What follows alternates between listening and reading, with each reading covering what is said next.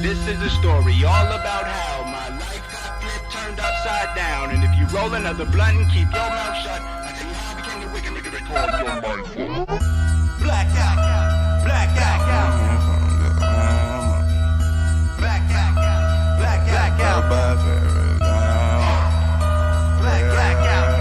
blackout, blackout, yeah. Hey, blackout, man. They speak highly of me when I raise my voice. I gotta shoot a fucking free throw to make my point. My wittiness leave them stuck in the Yep, and we're back. Didn't see that coming. Alright. So, she's gone, and I got my own business too. Despite the calm of thought, I'm still shaking as I head to the location she got already donated on the map. Somewhere I must have taken a wrong turn. I tried to follow directions to the letter, but there's nothing in sight. I shuffle closer to the shadows, peering out of my corner of safety into the road. Several shady figures are gathered around the trash bin, laughing raucously around smothering cigarettes. Maybe I'm going to spy on them. No, I'm supposed to retrieve that file. Still, now I can see why she already sent me. Despite her competency at verbal abuse, she's small in stature and can easily be overpowered by any of these thugs. Moreover, she doesn't seem licensed to carry a gun. Of course, she decides to send a defenseless high school student in her stead. I creep around the side of the building, double checking my phone. Yep, right here. Give or take a couple feet. I scan my surroundings, but there's so much litter that I can't see anything particularly significant. Maybe I should ask Shigai. No, this is my assignment. I need to do this on my own.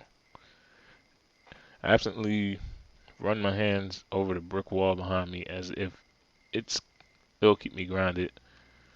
My fingers brush over something smooth. Alright, save. Because I'm not playing with this.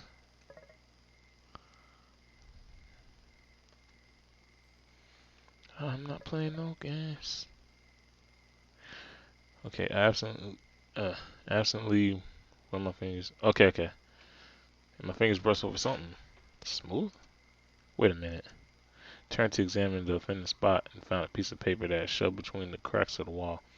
Judging by how fresh it looks, it must have been put here just recently. Hesitantly, I extract it and skim over the words. Congratulations, Ishiyama. You are not a toddler.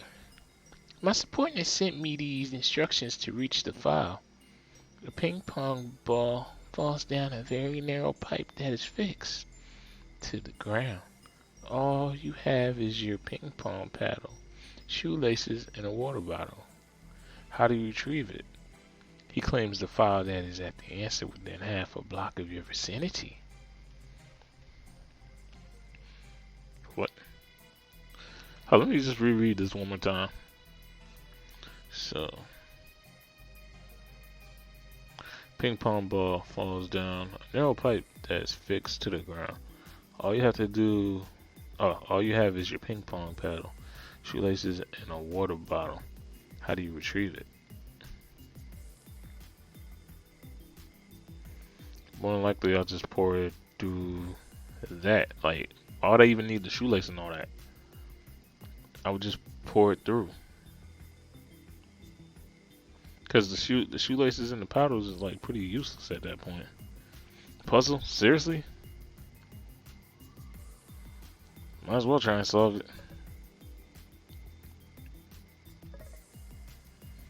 Well, I guess there's no getting around it. I have to find this. I had to solve this to find the file. Because telling Seaguy to give me better directions is just... It's the water bottle. Because my whole thing is, shoelace and the paddle, they got nothing to really do with this. It's that water bottle. Which part of the water bottle should I use? Its contents. Alright, I can use the water bottle, which means I could just pour it down the drain pipe.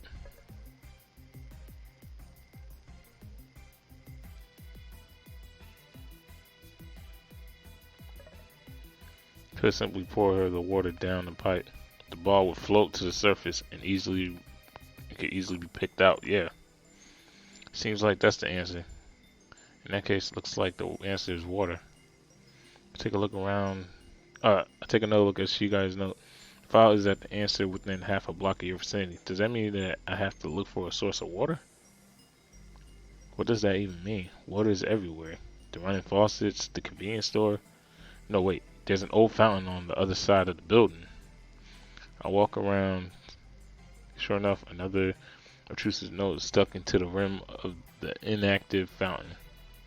I'm telling y'all, yo, this is off the top too. Off the top. Off the top.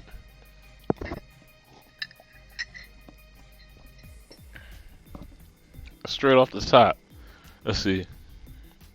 Figures another note. I'm beginning to wonder if I ever find this file at all. Congratulations, Ishiyama. You are not a kindergartner. This next set of instructions. A petri dish holds a colony of bacteria. Every minute, each bacteria divides into two. A scientist begins the colony with a single bacterium at 12 p.m. It's now 12:43. At what time will the dish be full?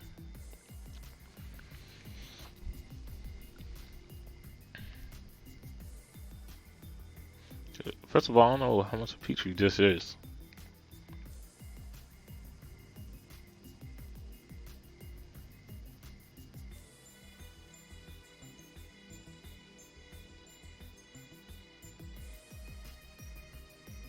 Now, how am I supposed to know that?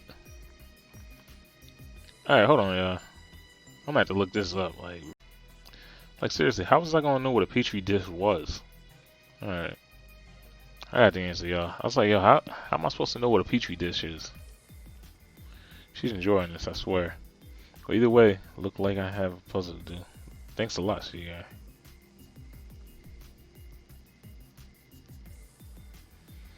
Yeah, so it ended up being.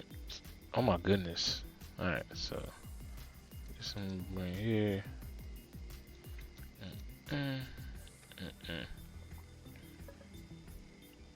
Yeah, how's I supposed to know petri dish? Yeah, like how am I supposed to know that?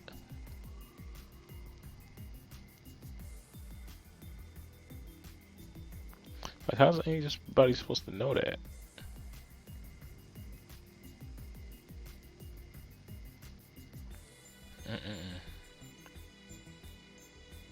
Oh, do I just press on? Yep. Right, if the bacterium divides into two per minute, then it doesn't matter what time the colony was started. All that matters is that at 12:43 the dish was half full. Therefore, at 12:44 the dish would be completely full.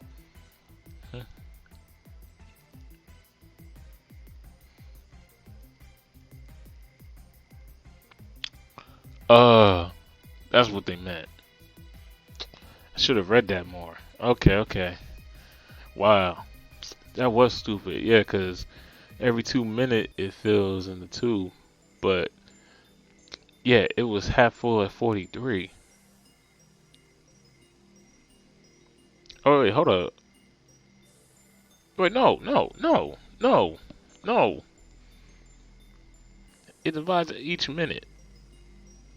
And,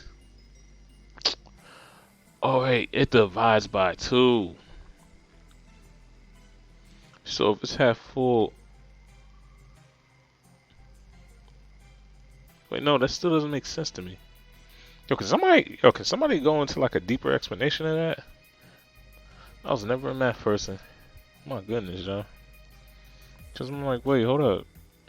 If that's the case, if it's only half full at that time, at 43, wouldn't that mean by like 1 o'clock or whatever, it'd be the other half? Because most people would say like, yeah, like 1:30ish or whatever. Like, no, it'd be like 1 something because like it's increasing half each time. That's a good one. That was a completely useless puzzle. I basically just told me to go forward. Oh, blah blah blah. See, and as expected, there's another note jammed in the. Oh my goodness, yo. My question is, why does she go do all this trouble in order to? She's evaluating you, bro.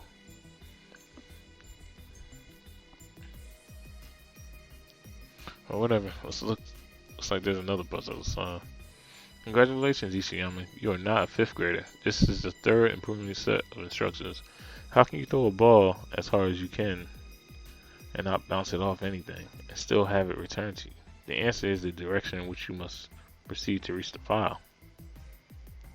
Solve the puzzle. So it's like I'm here now. There's no getting around it. I have to solve another puzzle. So what do I need to change in order to have the ball come back to me without bouncing it off of anything? What do I need to change in order to have it? It's just the direction. Yeah, because for it to come back up to you without it bouncing off of anything, you can just throw it up in the air, right? Or wait, can you throw it up in the air? Yeah, you can throw it up in the air.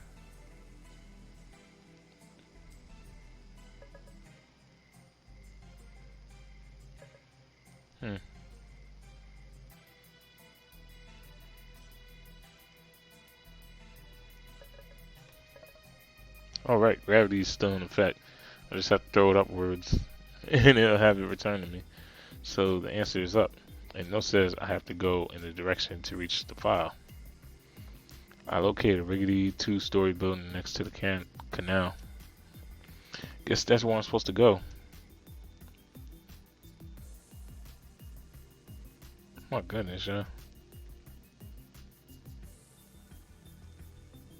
Wait, hold on, y'all. I'm about to quickly check how much time I got on this. That's 6. Okay, so I trudge up the stairs enveloped in darkness. My only comfort is the light that comes from my phone. Eventually I come into a creepy storage room that's filled with all sorts of ominous safes. I jerk open as a dark shape bolts across the floor, but it's just a rat scurrying by. She Gray's doing this on purpose, isn't she? Swoop around obstacles, keeping my eyes peeled for another telling of white. Suddenly, a silhouette wavers in front of my face. A spider. All things a spider.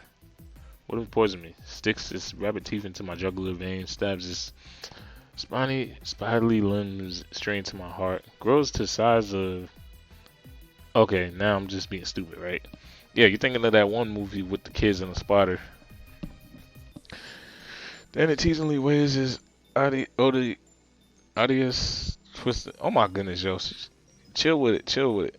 My back slams into a hard, stony shape. I whip around, examining it fearfully. It's just a statuette. It's just a statue of a horse.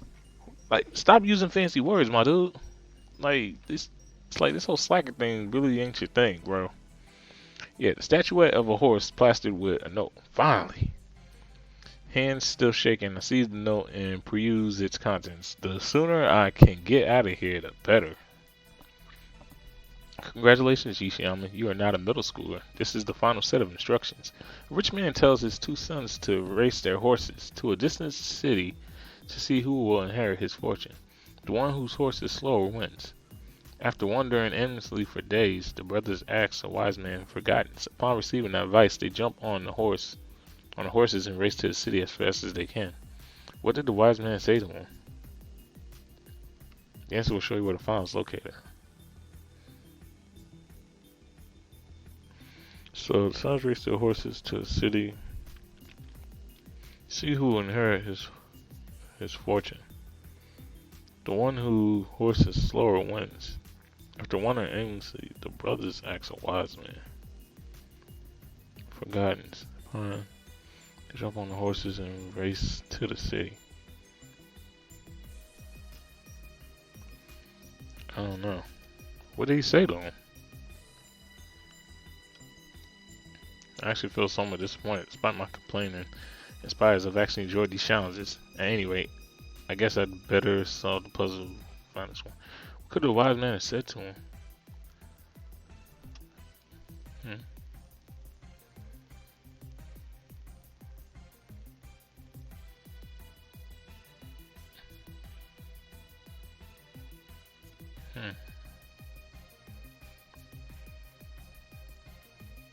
Alright, I ain't gonna lie, I'm gonna look up the answer.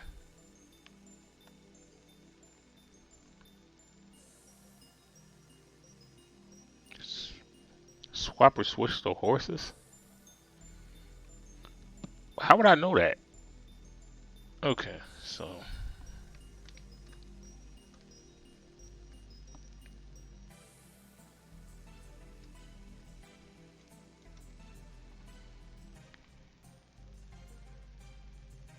is that literally the answer?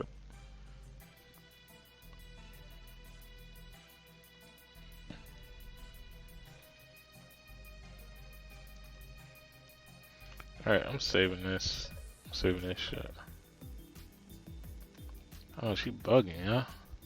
Okay, so why exactly would I swap or switch the horses? Yep, knew it was gonna do that. So just say swap. How does that not sound right?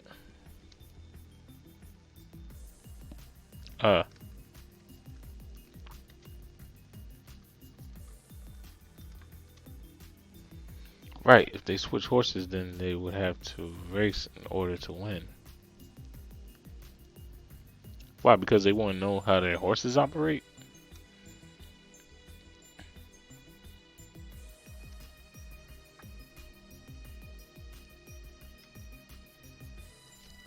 So the answer is switch horse. There must be another horse around here.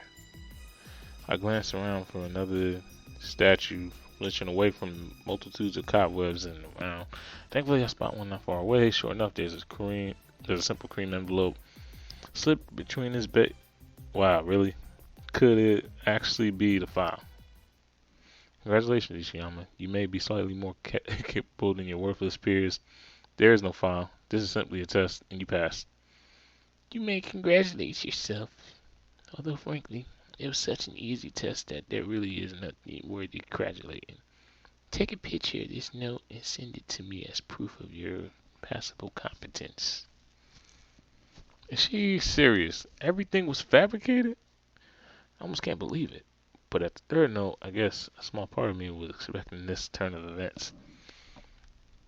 So basically, if I would have just looked around, like basically once I got to this point, I didn't even need to answer that question. I could have just looked around and found it eventually, or just looked for another horse. Because here's the thing, the moment I would have seen that, if I wouldn't, like, had I not had information on me, I would have looked for another horse thing instantly. Because that would have just been, I don't know, that would have just been the thing I would have thought of. I do a lot of this detective stuff, so it's like, the moment I would have seen another horse, that would have been something out of the ordinary, of wherever he is. But anyway, still, did she plan all these notes on her own? Was that why the investigation was supposed to take place at night? So that she could have time to prepare everything? It's almost inconceivable, but it's almost likely. It's almost most likely the option. And all in all, it's hardly beyond what I could imagine she got ready to do. Sign, I pocket the note and carefully pick my way down the stairs and into the street, steering clear of corners or dark edges best I can.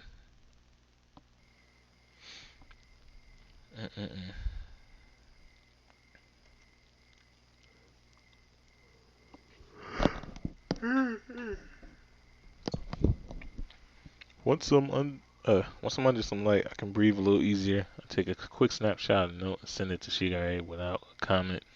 She doesn't respond immediately, which means that she received it. With that, I stick to the shadows as I return to my apartment. It's time to get some rest. Oh my goodness, I gotta do this guy's voice again. The evening. No, I remember now. The evening welcomes me with frost arms as I stride into my beloved glade. My lovely burden slung over my shoulders. The sky, tonight bitter, vacant, a spiraling abyss in a sea of strangled light. I take a moment to admire as the familiar vegetation is crushed beneath my soles. Nothing constrains me. No incompetent bureaucracies, no iron gates, no suffocating schedules. Not at this hour. Not at my hour. I dump my burden upon the ground, watching as she lolls away, still in a haze of beauty sleep. Innocent, peaceful, dreadful. I ready my knife, taking my earnest vigil at his side. When the princess awakens, her guardian will be eagerly waiting.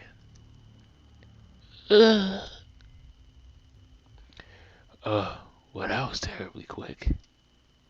I stoop next to my burden as she jerks up upright, eyes rolling in panic. Good morning, sweetie. Where am I? Her voice trades into indistinguishable croaks as she's wide awake. Her pale eyes fixed on me. I spare a chuckle. What? Expecting someone else? How did I get here? How else? I settle for a moment, allowing her to take in the surroundings, allowing her to see her dire situation. What fun is it without a tinge of panic? Please don't hurt me. Please. What makes you think I would hurt you? So, you'll let me leave? I casually lift my shredded weapon. I don't know what that word is.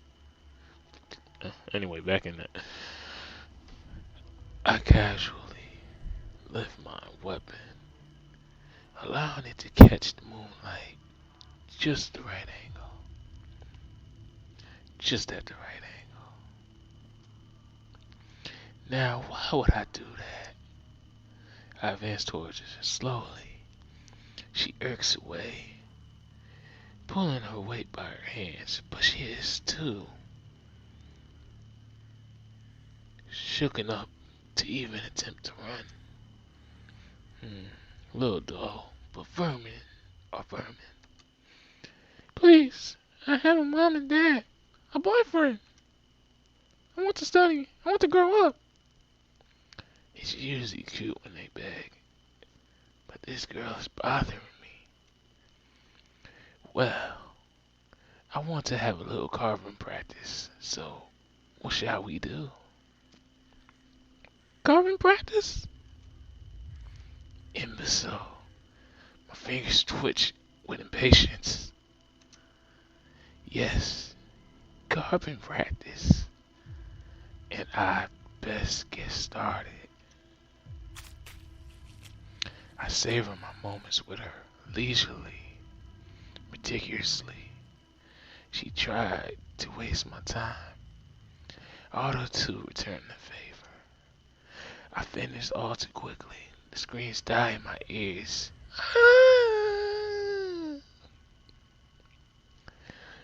As faded echoes of slitted crimson plummet from the edge of my blade. The beautiful mess scattered across the ground is a sight for her sore eyes. I take a moment to savor my canvas, my masterpiece, the art of my soul and the soul of my heart. It can only have lasted a little while longer. Finished. A shadow slips from behind the trees, plodding unceremoniously on top of my finished work. Watch your steps. You're desecrating my work. The figure only stands in silence, waiting for my reply. I attempted a different line of questioning. Where are the others? Elsewhere. So, I gather, are they coming? No. So, who shall pick up my toys? I gesture to the artwork beneath the figure's feet. It doesn't budge. Me. You? Yes. By yourself? Yes. Call for the others? No. Why not? Leave if you're finished. It is certainly a one-sided balance of power. I can do nothing but comply. I'm finished. I step away, but as the figure approaches my canvas, I swoop in, slide my knife against his neck. Don't be so proud of yourself. The moment you are of no use to me, I shall have my way with you. It only stares unblinkingly at me, unfazed.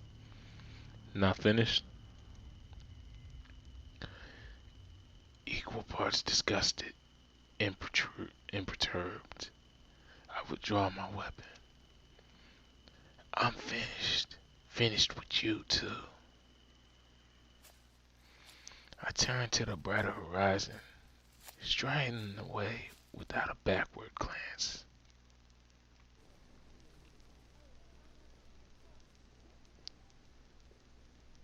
My goodness.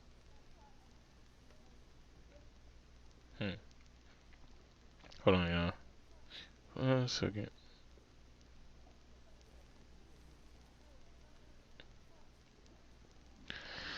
Alright, so I guess this will be the last thing I do for now.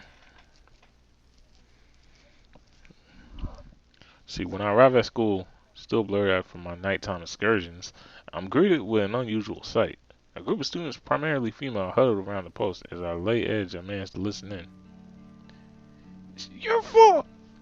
She was wrong about you, and now she's gone. What did you do with her, you freak? Where is she? Tell me, please, where is she? Answer him. How could you do this to us?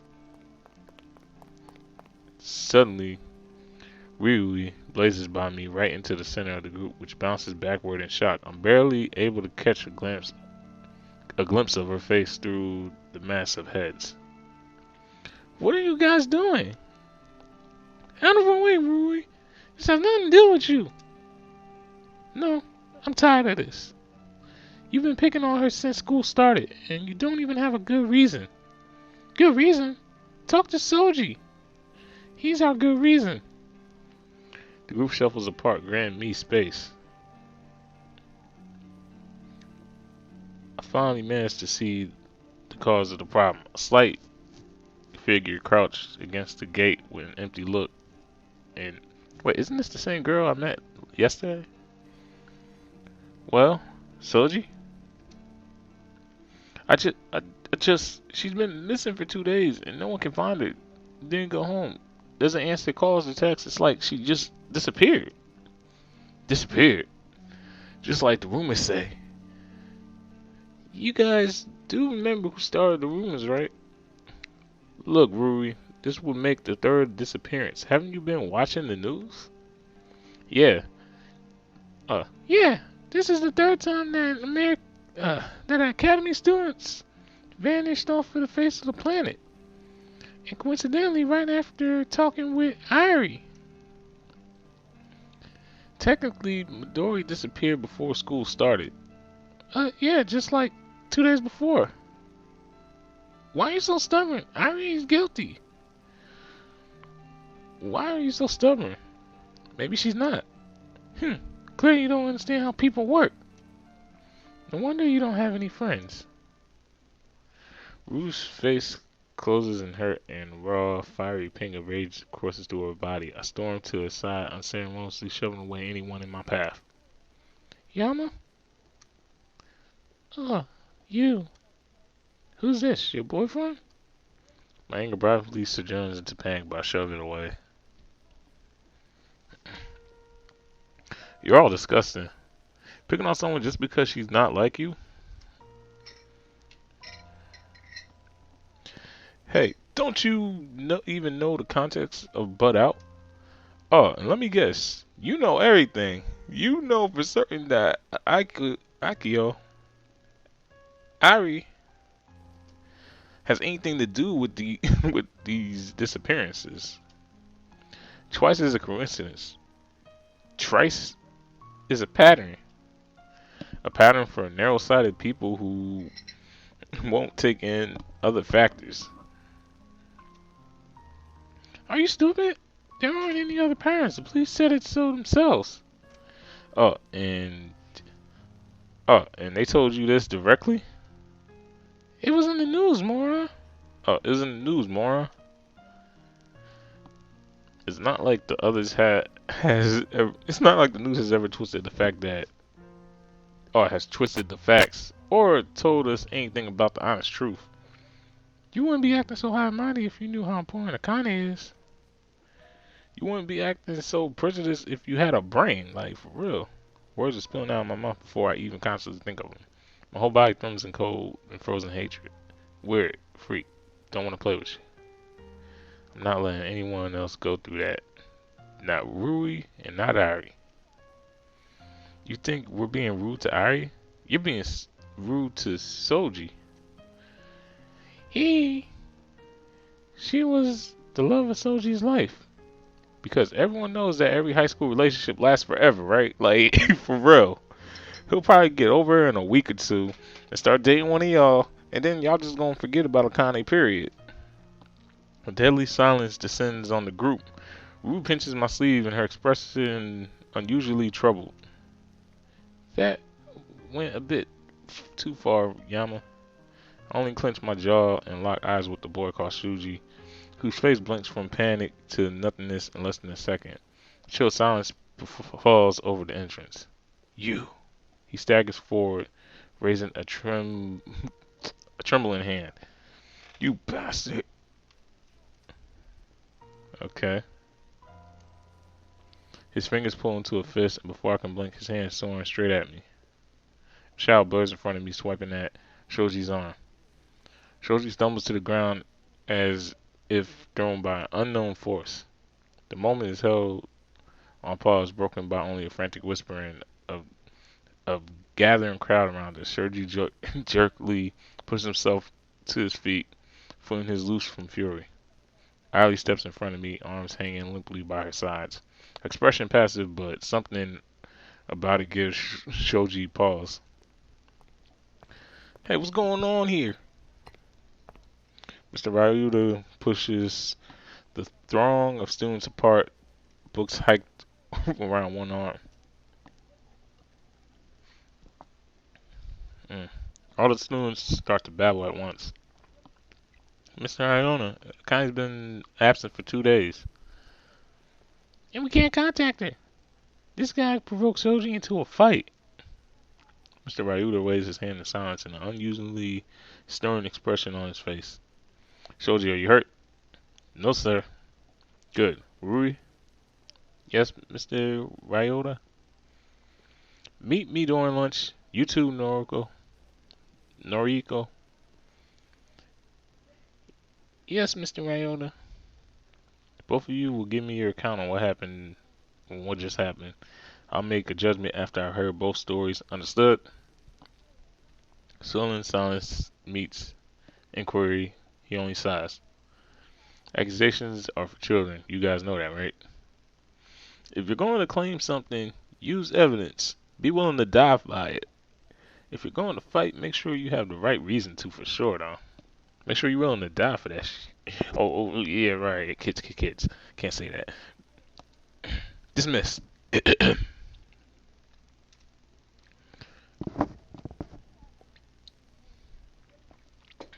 He waves his hands to scatter us off the class. Homie to the rescue, for real. We head to the classroom in silence, splitting ways at the staircase. I noticed that Rui keeps close to Ari, stubbornly meeting the gaze of any gawkers en route. Well, looks like I'm going to get in trouble. Surprise, surprise at that. Yeah, I'm really surprised by that. I feel like I'm in an Everybody Hates Chris episode. Everybody hates Yama. Whoa. Next episode.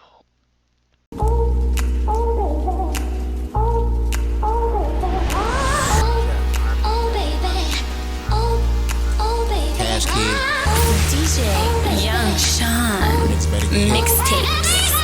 Bitches say they wanna cuff me, I'm hip. Low-key, they just wanna fuck me, I'm hip. Niggas going broke, buying liquor, trying to get bitches drunk just to hit. Talking down on the hoe, but low-key, he in love with that bitch, I'm hip.